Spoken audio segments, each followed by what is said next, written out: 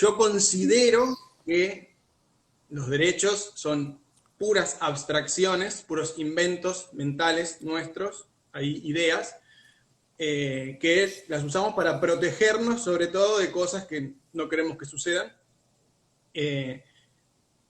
Y básicamente eso. Después hay toda una corriente que sostiene que no, que son... El derecho natural. Inherentes. Buenas El tardes, naturalismo. Hugo. Buenas tardes, Hugo. ¿Cómo andás, Hola, Hugo? ¿cómo andan? ¿Qué tal? ¿Qué tal? Un placer. Perdonen que no pude estar en las otras ocasiones, pero bueno, aunque sea un ratito quería estar hoy. Bueno, la dicotomía que vos estás marcando, Damo, es tradicional en el derecho, y un naturalismo versus el contractualismo, es decir, la posibilidad de que exista una sociedad que ab initio no hay derechos, entonces todos pactamos de alguna forma en una suerte de consenso en base al velo de la ignorancia, es decir, no sabemos quiénes vamos a contractar, no sabemos si son negros, blancos, mujeres, hombres, perros, es decir, hablo del contractualismo extendido a los derechos de los animales, ¿no? Entonces, ese velo de la ignorancia, se otorgan todos los derechos que hay, se crean justamente para protegerse. Ahí después discutimos si el hombre es malo por naturaleza o bueno por naturaleza, discusión filosófica de Locke versus Hobbes, es decir, el hombre es el lobo del hombre o el hombre es bueno por naturaleza. Después lo discutimos eso, es un buen tema. ¿Es bueno por naturaleza o malo por naturaleza? Después lo vemos. Pero más allá de eso, para protegerse o para compartir su bondad, hacen un contrato y se crean esos derechos, que es lo que vos estás planteando, una abstracción para protegerse de no matarse o para repartir justamente el bienestar entre todos y también las penas repartirlas. Eso es un poco las dos ideas. Y después la otra idea, un poco más influenciada por la escolástica y por la escuela de Santo Tomás de Aquino, bueno, los derechos naturales, es decir, bueno, hay un derecho natural a vivir, un derecho natural a la libertad, a la dignidad, que es lo que nosotros de los derechos animales siempre pretendemos, ¿no? Vida, libertad, dignidad e integridad. Siempre pedimos lo mismo. No pedimos que se casen, no pedimos que vayan al colegio, porque no están en su naturaleza, obviamente, sabemos que eso no es así. Bueno, buenísimo acá ya el aporte de Hugo, ahí la parte teórica académica la tiró ahí para que busquen un montón de conceptos y de escuelas y de corrientes filosóficas y del derecho. Así que bueno, yo ya dije mi postura inicial, no sé si alguien quiere compartir la suya. Pero, Damo, ¿no pensás que absolutamente todas son abstracciones nuestras en el lenguaje? O sea, ¿a qué te referís exactamente que los derechos son abstracciones? O sea, no. Obviamente el humano crea los derechos, pero ¿no pensás que hay búsquedas de protecciones por naturaleza? ¿Inherentemente no pensás que todos buscamos la protección de nuestros intereses? Que existe en la naturaleza el proceso de buscar el goce, digamos, y escapar del sufrimiento, eso sí que es cierto. Existe intereses. Esos procesos existen independientemente de nuestras abstracciones y de cómo queramos llamarlos. Bueno, ahí estamos de acuerdo. Igual no Sí. sé si alguien realmente sostiene, o depende de cómo se entienda, que hay derechos naturales, porque se supone que si el humano los crea y busca regularlos y que se cumplan, inevitablemente son construcciones del humano viviendo en sociedad. Nadie va a decir, el derecho natural existía hace 200.000 años cuando el Homo sapiens apareció. Me parece que sería una ridiculez. Creo que la gente se refiere, un poco también es la intención de entenderlo a lo que uno se refiere. No necesariamente la teoría es naturalista, yo me refiero a la idea de reconocer si existen o no protecciones por naturaleza. Es decir, reconocemos que por naturaleza, entendiendo por naturaleza como cosas que siempre le van a suceder a los seres sintientes. O sea, siempre a los seres sintientes nos va a suceder cosas buenas y malas. Y siempre, para mí, y es lo que les pregunto a ustedes, no existe que vamos a pretender que se protejan esas cosas que de no protegerse se producirán experiencias negativas. Desde ¿No es ya, algo natural? eso desde el momento que reconocemos que existen intereses. ¿Y eso no da lugar a que tienen que sí o sí existir derechos? A eso es a lo que yo, por ejemplo, me referiría inherentemente. Pero la inexistencia de esos derechos no da lugar a la frustración de sus intereses. ¿Cómo? La última pregunta. ¿La inexistencia de esos derechos no contribuye a que sea más probable que se frustren los intereses? Y lo contrario, la existencia de esos derechos a que sea más probable que se satisfagan. Cuando vos hablás de derechos, estás hablando desde el punto de vista formal, o sea, que exista digamos, un plexo normativo que proteja sus intereses. A eso estás refiriendo. Las dos, tanto en lo legal como en la voluntad o en la virtud de la persona donde construye una moral que diga, che, respeto al otro. ¿Está bien? En ambos casos. En ambos, igual en los dos casos es un producto cultural, tanto en lo social como en lo normativo sigue siendo un producto, una construcción, un constructo, o sea, lo estamos construyendo, estamos haciendo una construcción para poder proteger un interés que nos parece relevante. Como dice Damo, ¿es relevante o no ese interés? Es relevante, bueno, hay que protegerlo. ¿Cómo lo protejo? Del punto de vista social, generalmente tiene muy poca efectividad. porque hagamos la suposición de que no exista un plexo normativo que obligue compulsivamente a cumplir las normas. Es decir, simplemente que existan esos intereses. Y digamos, bueno, ¿cómo vamos a regular esos intereses? Bueno, vamos a generar una discusión y unas pautas culturales donde la gente tenga que aceptar estos valores, y acá empieza la discusión. Para mí, te vas a encontrar con un psicópata que no valora la vida, o no valora, bueno, y va a haber un rango infinito de valoraciones, que ¿cómo haces que las cumplan? ¿Cómo hacemos que haya una generalidad y una normalización para que podamos proteger esos derechos si no lo haces compulsivamente? Por eso está el derecho formal, que es coercitivo, que cuando no lo cumplís, tuki. Pero incluso ahí tampoco eso garantiza que se cumplan. De hecho, No, eso tampoco. pasa todo el tiempo. Se violan todo el tiempo los derechos legales. Pero al menos... Bueno, pero está el derecho penal que repara de alguna manera, o aplicando un juicio de retribución, o si querés, una sanción que puede ser generalizadora o preventiva. A título personal, la persona que recibe una sanción, en teoría, debería internalizar las pautas de conducta, resocializarse y volver apto a la sociedad. A nivel general, la sanción puntual lo que haría es que el resto de las personas digan, ojo, a este lo sancionaron, si yo hago lo mismo, me puede pasar lo mismo. Y a nivel justicia, equidad, con un término muy volado, ¿no? Justicia, tómenme con muchas pinzas y muchas comillas, a nivel de justicia lo que hace es retribuir un poco a nivel kantiano, es decir, si queda un último hombre malo en la sociedad, aunque no haya nadie que hizo algo malo, igual hay que aplicarle una pena para generar, dice Kant, un equilibrio en la justicia. Bueno, esa es la más tirada de los pelos, si querés, ¿no? Para lo que no efectivamente estamos hablando, ¿no? Bien, sí. Acá la gente está pidiendo que definamos en realidad el concepto de derecho primero. Sí, qué sé yo. Si Yo querés, supongo ahí que es lo el dejo. Hugo parece más con la parte técnica, digamos, los tecnicismos más formales. El derecho es un interés, básicamente es el reconocimiento de un interés relevante, es el reconocimiento. O sea, es decir, el interés existe previo y el derecho aparece una vez que se lo reconoce. El interés está antes. Yo tengo una, no sé si objeción, pero ahí le encuentro una falta a esa definición, que del mero hecho de reconocer un interés no se sigue automáticamente que yo deba respetarlo. Para nada. No. Entonces, el derecho, además de un reconocimiento, es una especie de valoración de ese interés de protegerlo, de no sí, violarlo, de valoración, frustrarlo. pero de protección frente a otros para que no se frustren, o por lo menos el intento. Es una especie de protección, básicamente. Por eso se vuelve formal, porque si queda en nuestra propia interpretación, Tiziano va a tener una interpretación, Damo otra, Seba otra, yo otra, o sea, y ahí entramos, por eso para normalizarlo y estandarizarlo, se crea un cuerpo normativo, donde ese interés se vuelve jurídicamente relevante. De ser socialmente relevante o culturalmente relevante, se vuelve jurídicamente relevante, para que ya nadie lo pueda poner en discusión. Sin embargo, aún hoy, con un plexo normativo, te vas a encontrar que hay gente que le parece bien la pedofilia, hay gente que le parece bien, o sea, y así podríamos seguir millones de ejemplos. O sea, después, bueno, y la pregunta sería, si nosotros como sociedad estamos obligados a hacer que esa persona que no considera ese valor, que entienda que para nosotros eso es malo, ¿estamos obligados a cambiarle la cabeza a esa persona? ¿Es plausible eso? Primero deberíamos ver si es realmente objetiva, o se puede objetivizar y realmente si eso que nosotros queremos hacerle entender es válido. Por ejemplo, podemos estar en una sociedad donde la mayoría considera, no sé, pongamos un ejemplo con los animales, que está bien comer ciertos animales, y hay otro grupo que consideran que está mal. Bueno, primero habría que debatir si existe la forma de demostrar quién tiene la razón. ¿Realmente está mal comer animales o realmente está bien? Como para que ahí recién se pueda pretender cambiar a los otros, o forzar a los otros a que cambien. ¿No? Me parece. O sea, en mi concepción, todo el que defienda una ley natural tiene que ser objetivista moral, y yo no defiendo ninguna de las dos posturas. Así que... ¿Vos, Damo, pensás que no hay ningún punto objetivo? No, lo objetivo es que existen intereses.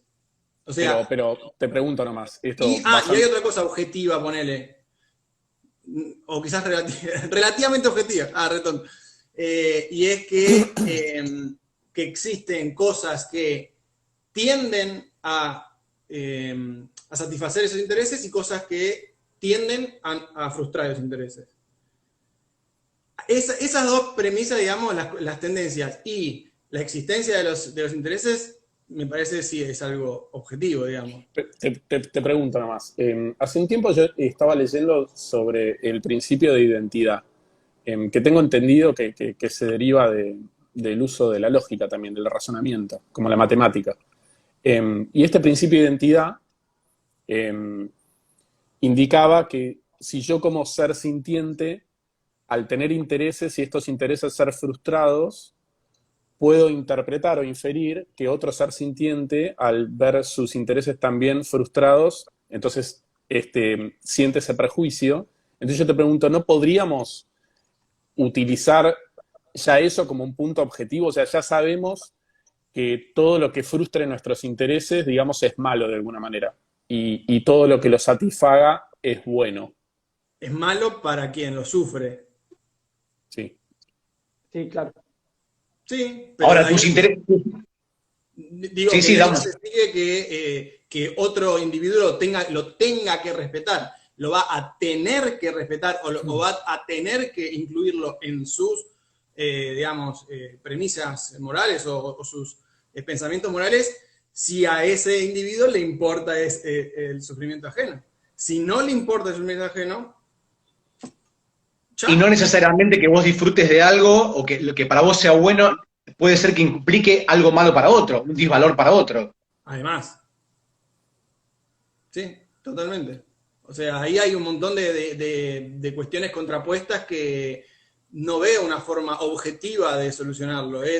Aparte, Sí. les voy a decir una cosa más. No hay derechos absolutos.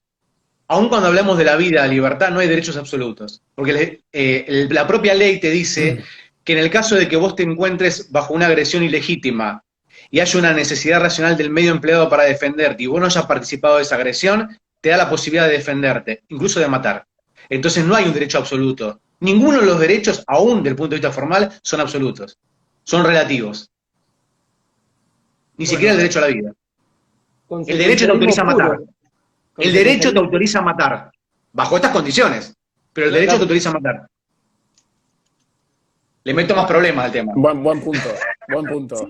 Sí, es que, o sea, eso igual no sería como el punto decisivo para determinar si hay o no, digamos, objetividad en la moral, porque bien podríamos decir que es objetivo que en esos casos esté permitido matar, digamos. Pero a mí lo que yo voy a fondo es que no existe una moral objetiva. Es siempre en función a los intereses y eso es precisamente subjetivo. ¿Y entonces qué hacemos? Y es algo que la mayoría de los veganos no les gusta esta idea. No. Sí, es una idea difícil de aceptar, que a mí me da la impresión de que todo sería un caos, ¿no? Si no tenemos como un ancla fija. Pero yo les vuelvo a preguntar lo mismo. Supongamos que la persona esté del derecho formal o no formal, haya pautas de conducta, lo que fuera, estandarizadas. Hay una persona que le parezca bien matar, que le parezca bien comerse al vecino, que le parezca bien comer animales, que le parezca bien la pedofilia, que le parezca cualquiera de las cosas que nos parecen aberrantes a la mayoría. Y la pregunta sería, más allá de sancionarlo o no, yo lo sanciono, lo meto en la cárcel, pero yo puedo desde el punto de vista social, cultural o desde el punto de vista formal del derecho, obligarlo a cambiar de pensamiento. ¿Es moralmente correcto modificar ese pensamiento? Esa es la pregunta que yo les hago, que los invito a reflexionar. Yo diría que es ético. Yo diría que es ético hacer eso. Pero meto la ética. con que es ético. Pues entendiendo la ética como el estudio de las morales, como una forma de intentar dar respuestas objetivas de lo que está bien o mal, de lo que es justo o injusto, de lo que es bueno o malo. Siempre y cuando intentar recurrir a parámetros lógicos, empíricos, coherentes. Sí, sí, obviamente. Por eso dije ético. ¿Por qué él habló de moral? Pues yo prefiero decir, a mí me parece que es ético incitar a que esa persona cambie. No moral, porque capaz que desde el punto de vista de la moral de esa sociedad o de un grupo de personas eso está bien. Claro, yo tengo un pensamiento parecido, o sea, la intuición moral o las costumbres de ese grupo social en particular es inherente a esa cultura y a ese grupo, pero éticamente y considerando los intereses de todos los involucrados. Sí, todos los involucrados, o sea, tendríamos que ir tendiendo hacia prácticas o hacia modificaciones de cultura en donde todos los derechos estén también tenidos en cuenta. Es decir, por ejemplo, hoy... Un igualitarismo, decís vos. Un igualitarismo. No, en Qatar, por ejemplo, ¿no? Que ahora que se viene el Mundial, etcétera, y que salían todas las noticias, esto de que si vos mostrás las banderas o LGTB o estás con algún compañero, digamos, homosexual o compañera homosexual, como que te meten en cana, digamos. Vamos a ese... Por más que no sea así, digamos, vamos a ejemplificarlo. Tendríamos que intentar cambiar esas conductas, ese código o esa norma que tienen en ese grupo social en particular, ¿o no? Yo creo que éticamente deberíamos. Pero el Corán, por ejemplo, digo esto solo y lo dejo a Adamo que quiere hacer rato. El Corán dice que la mujer es una cosa y es de propiedad del hombre. O sea, ¿yo puedo ir a los países islámicos a modificarles el pensamiento? O sea, sería ético la pregunta es, ¿deberíamos? No sé si podemos, ¿deberíamos? Deberíamos, sí, éticamente. Yo creo que sí. A la respuesta de si deberíamos, eso nuevamente va a responderse en función a ciertos intereses. Sí. ¿Deberíamos para qué? Si no está el para, no se puede responder directamente. Si no está el para, no tiene sentido la pregunta. O sea, ¿deberíamos para qué objetivo? Y si uno no tiene el objetivo de que otros estén mejor o qué sé yo, o si dice, bueno, mira, es un problema de ellos y mío no, ahí ya él debería... Va a decir, y no sé, no quizás, no tengo por qué ir. Pero y otra cosita antes de ceder la palabra, es que yo antes también usaba mucho esto de decir, no, bueno, moralmente no, qué sé yo, pero éticamente tal cosa. Y lo dejé de usar hace tiempo ya, porque hace parecer como que realmente hay algo totalmente objetivo dentro de todo lo que implica la ética. Y no es cierto. Por ejemplo, las posturas metaéticas, hay diversas posturas y que pueden llegar digamos, a generar después éticas prácticas muy distintas también y que pueden llegar a conclusiones distintas. Y no es que la persona no está haciendo ética, claro que sí, se está sentando, está poniendo a la razón, a la exposición de la moral y está llegando a conclusiones diferentes. Por lo cual yo abandoné eso de decir, no, éticamente tal cosa. Prefiero como desmenuzarlo, prefiero decir, mirá, bajo tal postura metaética sucede tal cosa, bajo tal ética práctica sucede tal otra, y no decir así tan libremente, no, porque éticamente es así, es incorrecto o es correcto. No me convence. Yo te quería responder algo de lo anterior.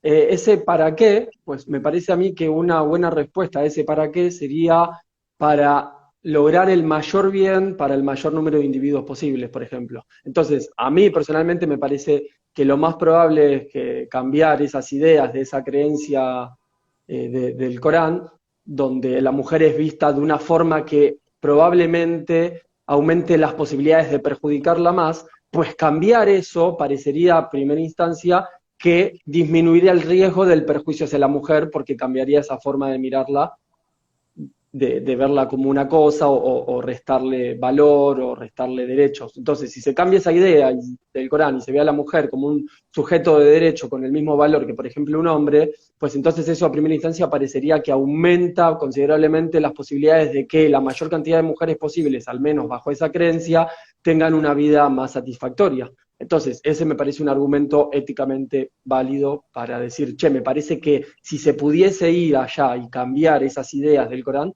habría que hacer. Pero eso es, si tenés estas premisas utilitaristas o símil utilitaristas. Hay quienes tienen otra cosmovisión ética y no consideran, entonces van a tener otros objetivos, por lo cual ellos van a decir, me parece ético tal cosa, y vos vas a decir, me parece ético tal otra.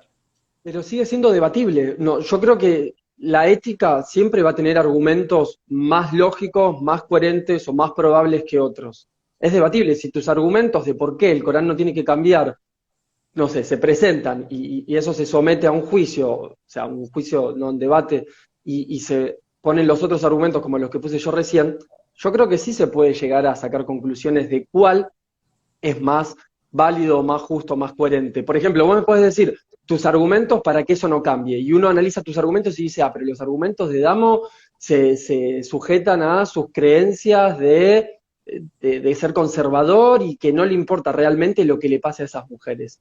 Y quiere que todo siga igual y esas mujeres siguen siendo perjudicadas. Y hay otro que pone otros argumentos donde parece ser que los argumentos de esa otra persona lo dejan afuera a esa persona. Lo que le importa a esa persona es que esos hombres no sufran y que esas mujeres tampoco sufran y que tengan vidas medianamente satisfactorias ambos en la medida de lo posible. Por ejemplo, estoy inventando. Entonces, ese último argumento me parece mucho más válido en términos éticos que el tuyo. ¿Por qué? Porque me parece que dentro de lo que es la ética como un estudio racional y lógico de la moral, de lo que entendemos como correcto e incorrecto en una sociedad, pues se acerca más a lo correcto en términos generales ese último argumento de que las mujeres, en la medida de lo posible, sean vistas como sujetos, igual que los hombres, en vez de tu argumento conservador, no en el invento que estoy haciendo, de que las mujeres sean vistas como objetos y los hombres como sujetos. ¿Por qué no? Hay tantos códigos morales como personas hay en el mundo. Lamentablemente, en eso la derecha damos.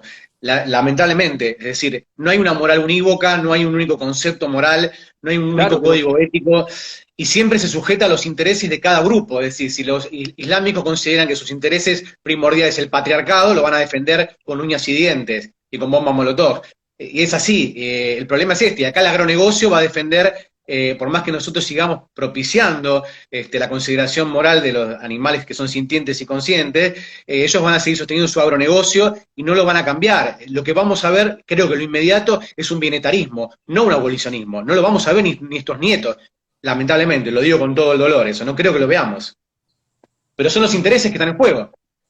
Pero está bien, pero no creo que nadie niegue acá, o al menos si lo niegan, díganlo, que hay intereses más valiosos que otros. El interés a la vida de un sujeto sintiente y consciente de su vida, no a cualquier vida, el interés a su vida o a su salud, me parece que son mucho más valiosos que el interés de una persona a que las reglas del Corán sigan siendo las mismas.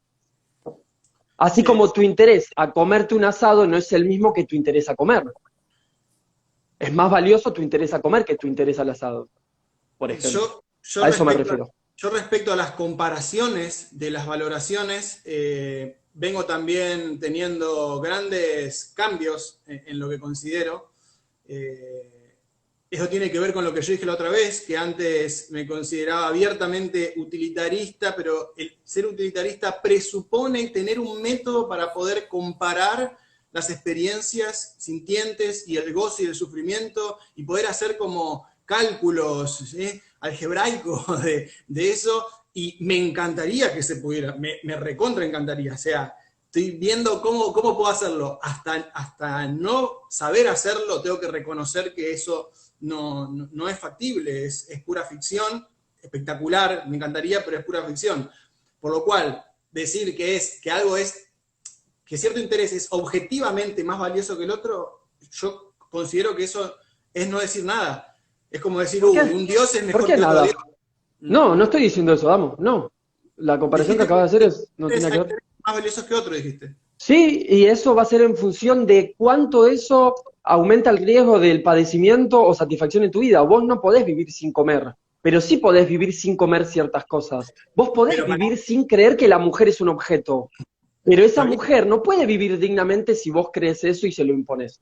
Hay intereses más fuertes que otros, sin ninguna duda. Incluso el mismo interés puede pesar más o menos. Una persona que come una vez al día versus una que come 4, el interés de ambos a comer va a ser distinto.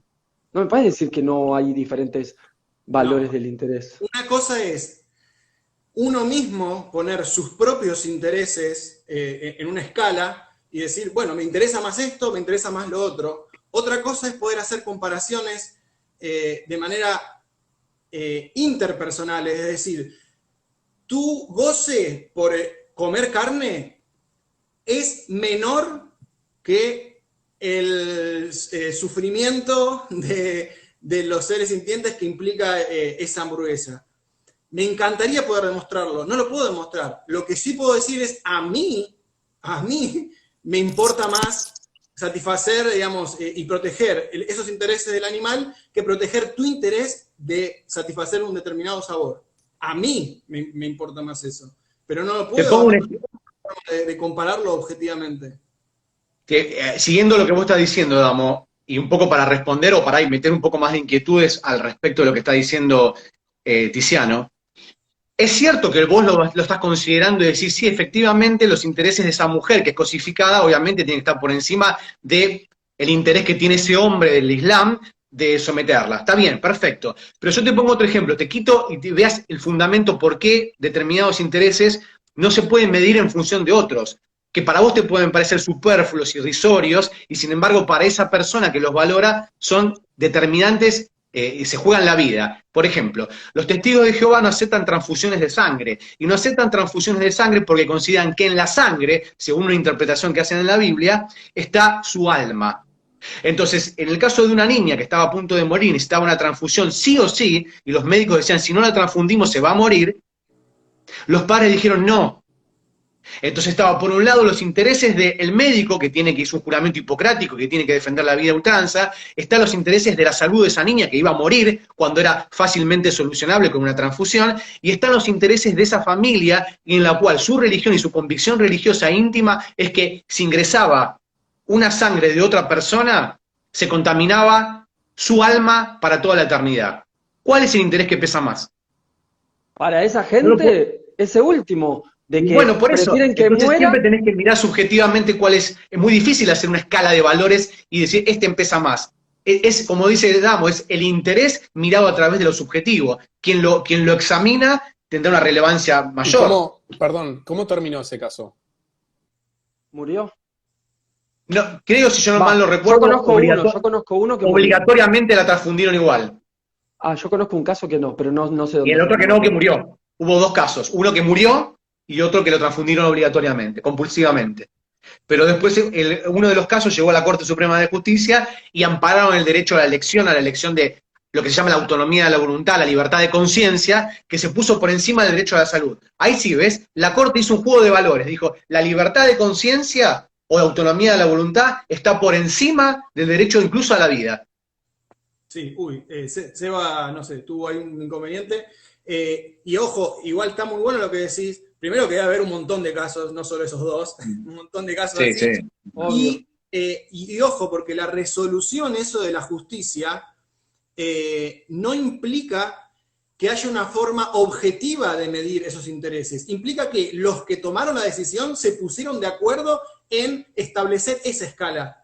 Pero no necesariamente porque haya una forma objetiva como decir, mirá, 2 centímetros es objetivamente el doble que 1 centímetro. Eso no, me encantaría, repito, me encantaría que exista una vara moral así, pero no la encuentro. Pregunta, me perdí la respuesta, no sé cómo terminó ese caso, pero mi pregunta es, si bien todo es subjetivo en definitiva porque todos somos sujetos, ¿no podemos valernos de aquellas herramientas o aquellos puntos lo más objetivos posibles? Yo creo que no es objetivo, sino que es simplemente una estadística. Si la mayoría está de acuerdo en blanco, vamos para el blanco. Si la mayoría está de acuerdo en negro, vamos para el negro. Es simplemente una cuestión de estadística. Por lo menos en sistemas de toma de decisiones democráticos, poner ya sea... Democrático, consensuado. Claro.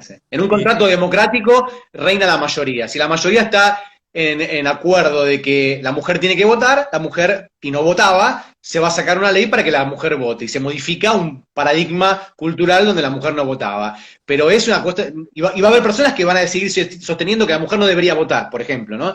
Entonces, ese cuestionamiento es una cuestión de mayoría, es decir, El derecho acompaña movimientos culturales, el derecho no marca la cancha. Es decir, el derecho tiene que acompañar el dinamismo de los procesos culturales y sociales. Cuando algo se modifica a nivel mayoritario, el derecho reconoce algo que ya estaba íncito en la sociedad, que estaba reinando en la sociedad.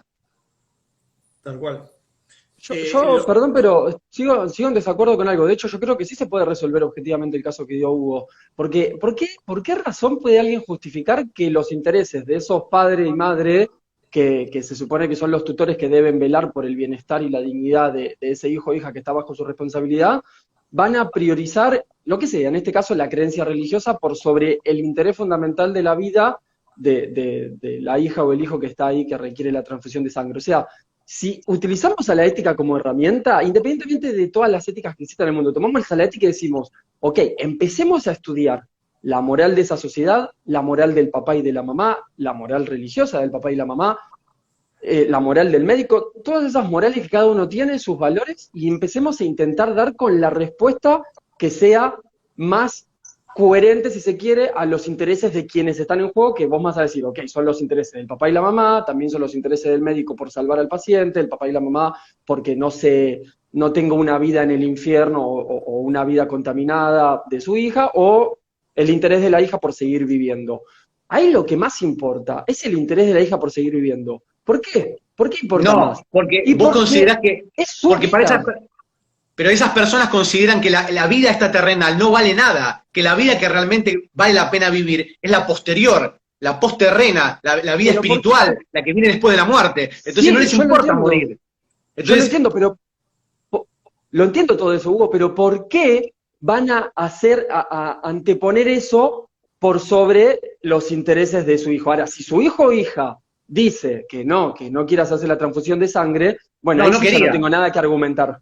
no quería. No, bueno, si no quería, no, obviamente, si no tengo Bueno, nada pero que argumentar. es un menor de edad. Uno podría resolver eso, el tutor, el Ok, representante legal depende de la podría edad igual. resolverlo. Depende de la Podría edad, ahí estoy de resolverlo. acuerdo con vos. Depende de la edad. Si ya es yo no estoy de acuerdo con esta idea de que la legalidad pasa por los 18 años. Es una edad totalmente arbitraria. Hay personas que tienen Y 30 sí, años y tienen un grado de agencia moral muy bajo, y personas que tienen mínima, 12 años claro. y son muy lúcidos. Es según la educación también. Entonces, si ese chico o chica, depende de la edad que tenga, tiene cierta lucidez como agente moral, pues ahí me parece que sí debería contar. Ya sé que en términos legales cuentan los tutores, porque es menor de 18, pero digo, en términos éticos, yo tendría que analizar si tiene o no la capacidad de comprender esa situación para ver si realmente está en condiciones de tomar una decisión por sí mismo. Caso contrario, deberían tomarlo sus padres, que desgraciadamente están tomando una decisión terrible, y ahí creo que debería intervenir el Estado como entidad que debe velar por el bienestar de los individuos y quitarle esa tutela a los padres y decir no. Debe priorizar su vida si tiene la posibilidad de salvarse, porque valora su vida y tiene intereses a favor de querer seguir viviendo. Para mí eso es una forma objetiva de resolver esto, pero bueno, puede que ustedes no estén de acuerdo y me gustaría saber por qué. Por lo mismo en realidad que dije al principio, vos estás poniendo el interés de la vida de ese individuo por sobre otros que están en juego, pero otras personas no tienen otras escalas de valores, tienen otras directamente. O sea, nosotros lo que podemos hacer, creo yo, son dos cosas, mínimo dos cosas. Uno, intentar convencer a otro de mi escala de valores, lo puedo intentar convencer con herramientas de las que disponga. Y dos, lo que puedo hacer también es intentar demostrarle cómo bajo sus propios valores, ya sean los suyos o los que adquirió de mí, pero los que está ahora sosteniendo, es conveniente una cosa ante la otra, para satisfacer sus propios valores, sus propios intereses. Esas cosas sí creo que se pueden hacer. Entonces uno puede decir, mirá, por ejemplo, la creencia, de, yo, o el infierno, si haces transfusión vas al infierno, o el alma, no sé qué le pasa, o sea, ¿cuánta evidencia tenemos de que esas sean premisas ciertas? ¿Te parece basarte en ciertas especulaciones de esa magnitud como para poner en juego o sea, empezar como a razonar sobre sus propios valores y la coherencia con lo que podemos observar? Sí se puede, pero no necesariamente es que yo vaya a tener una respuesta al momento de comparar dos intereses, cuál pesa más que otro objetivamente. Lo voy a poner dentro de mi balanza, o mi escala de valores, aunque no lo pueda, digamos, medir como si fuera un metro, que 2 es el doble de 1. ¿No piensan que un argumento podría ser, según lo que sostengo yo, ¿no? Que ver qué decisiones nos acercan a un mundo mejor para la mayor cantidad de individuos. Por ejemplo, yo a simple vista veo que el mundo de esas personas que condenan a su hijo a la muerte por su creencia religiosa nos aleja de un mundo con más goce y satisfacción que sufrimiento, por ejemplo. Perdón, no es más objetivo cuidar, salvaguardar los intereses en esta vida o en esta realidad que dentro de todo todos podemos subjetivamente, si quieren, comprobar que existe, que existimos, que tenemos intereses, a priorizar una realidad o una existencia basada, digamos, en algo que no puede ser comprobable desde el método científico? Creo que es una forma... Pero vos no podés pretender probar cuestiones metafísicas a través de métodos objetivos. Es imposible, o sea, en métodos empíricos no se puede probar ni la existencia del alma, ni la existencia de Dios. Algunos te dirán que sí, pero entonces es una creencia, es puramente una creencia, y si esa creencia se te va absolutamente la vida en esa creencia, la pregunta que yo siempre digo es, ¿cómo puedo interferir yo y hacerle creer a esa... O sea, ¿puedo yo modificar, hacer una lobotomía a través del convencimiento y hacer que deje de pensar de esa manera y que no crea más en un mundo metafísico, crea en un mundo terrenal? No creo que tengamos éticamente el derecho a arrogarnos la posibilidad de interferir en ese pensamiento. Pero en la medida, termino, en la medida que yo afecte los intereses de otro que no dé su consentimiento. Si ese otro no da su consentimiento, a ese lo tenés que extraer. Bueno, lo tenés que sacar de ese lugar.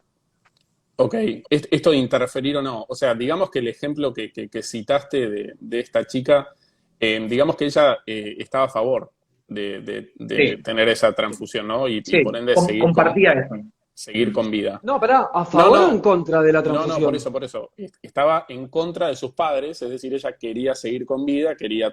No, al revés, Seba, al revés. No, ya sé, estoy ejemplificando. Estás poniendo un ejemplo. Perdón, Seba, perdón. En ese caso, digamos, ¿qué priorizar? ¿No deberíamos priorizar el interés, digamos, por esta niña de seguir viva? No, pero ahí no habría problema. Ahí sin duda...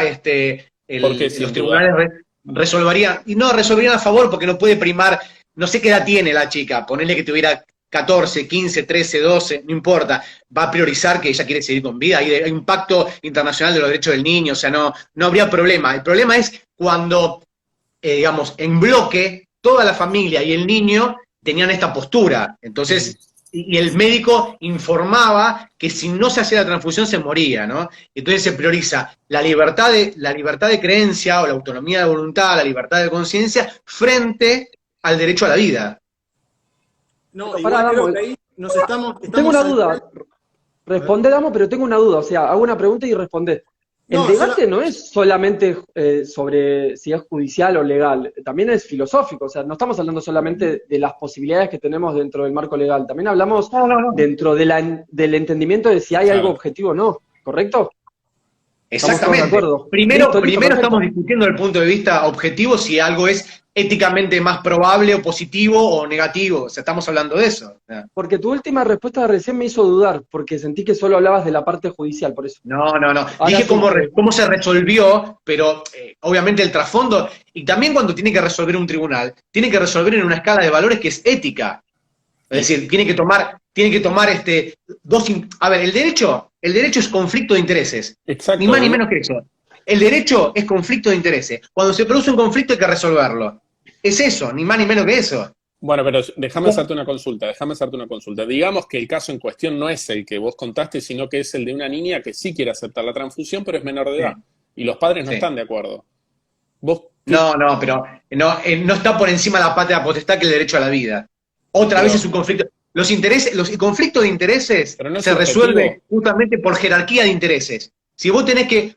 A ver, hay una persona que se prende fuego una casa y se está por morir. Pero entonces hay jerarquía de intereses.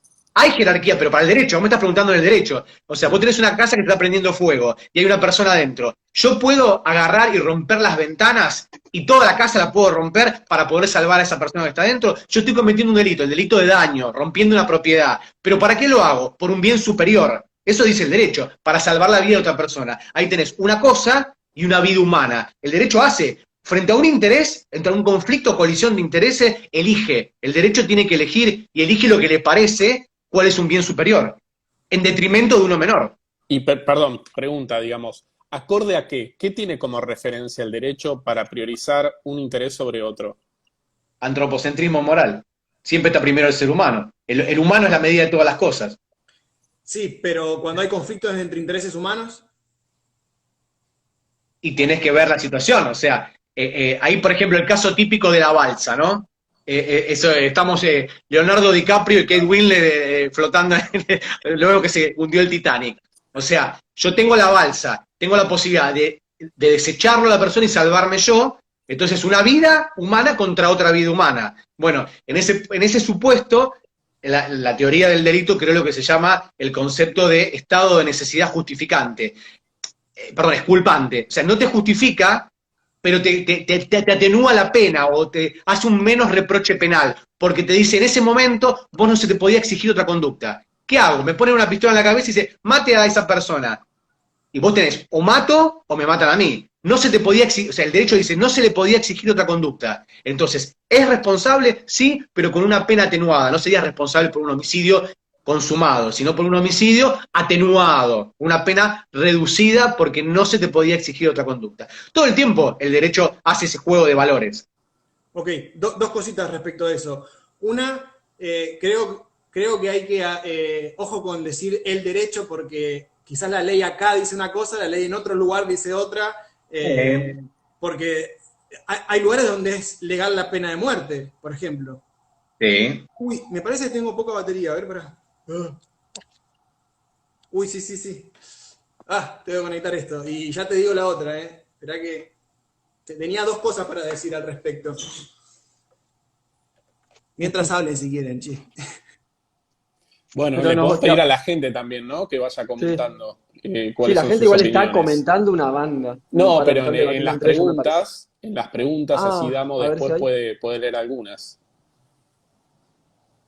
Bueno, espero que no se me corte porque a veces no carga muy bien y bueno. Que sea lo que Monesbol quiera. La segunda cosa. Eran dos. La primera sí. ya la dijiste, bueno. La primera ya la dije, y la segunda es que incluso la resolución de la justicia, yo quiero que esto, a ver si están de acuerdo, la resolución de la justicia no significa que haya una forma objetiva de medir. La justicia lo que está haciendo es poniendo, se juntan los que toman las decisiones, qué sé yo, los que hacen las leyes, bla, bla, bla, a lo largo de toda la historia, ¿no? Y ponen a unos intereses sobre otros y los establecen. ¡Pum! Listo. Estamos de acuerdo los que estamos acá, debate, qué sé yo, listo, establecemos esta jerarquía. Eso no significa que haya una forma objetiva de medirlo. No es como 1 centímetro y 2 centímetros es el doble. Es simplemente un orden de cosas que establecieron esas personas. Pero en base a qué, perdón, en base a qué se construye ese orden. Puede ser en base a un montón El orden siempre se construye en base a pautas culturales. Digamos, si hoy nos parece, como te dije, plausible que los animales tengan más derechos, bueno, no está sucediendo esto, ¿no? Estamos haciendo el ideal de todos nosotros. Es decir, los animales deberían tener, absolutamente todos, hasta los mal llamados de consumo, tendrían que tener derechos básicos, esenciales. Bueno, perfecto.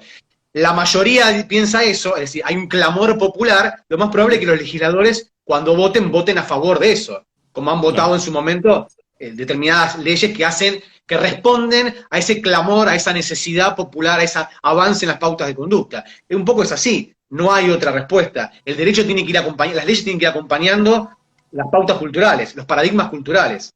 Es eso.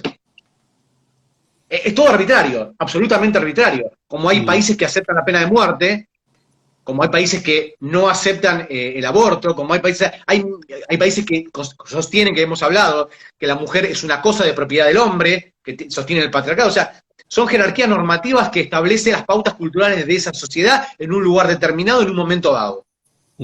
Bueno, con más razón incluso, aunque igual no es necesario para el punto que yo quería mostrar, pero con más razón entender que lo que establece la ley no es que significa automáticamente que haya una forma objetiva de medir las cosas. No.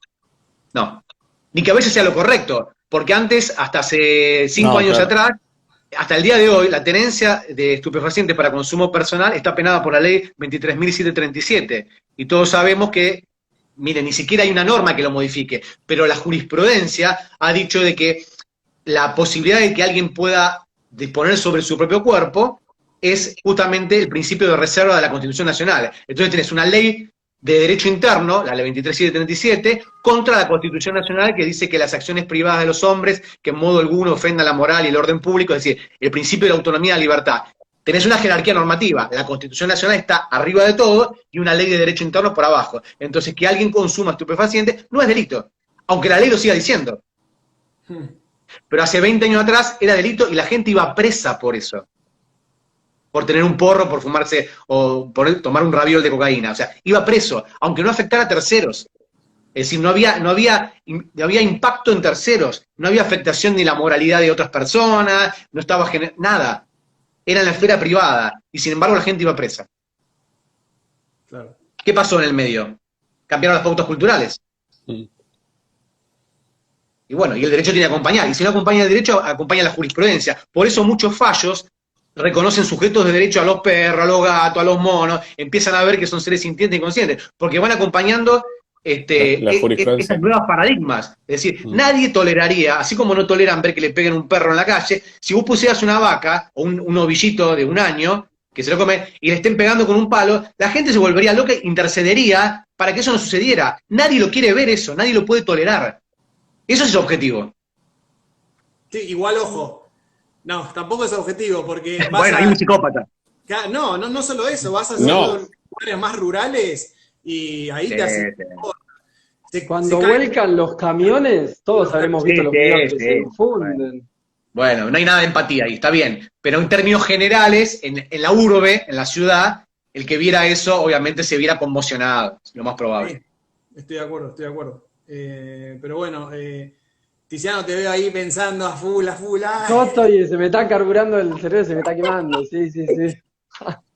B12. Lo estoy re disfrutando igual, Mientras seguimos pensando nosotros, voy a ver si hay una pregunta acá en la sección de la preguntas. Damo, fíjate el tiempo.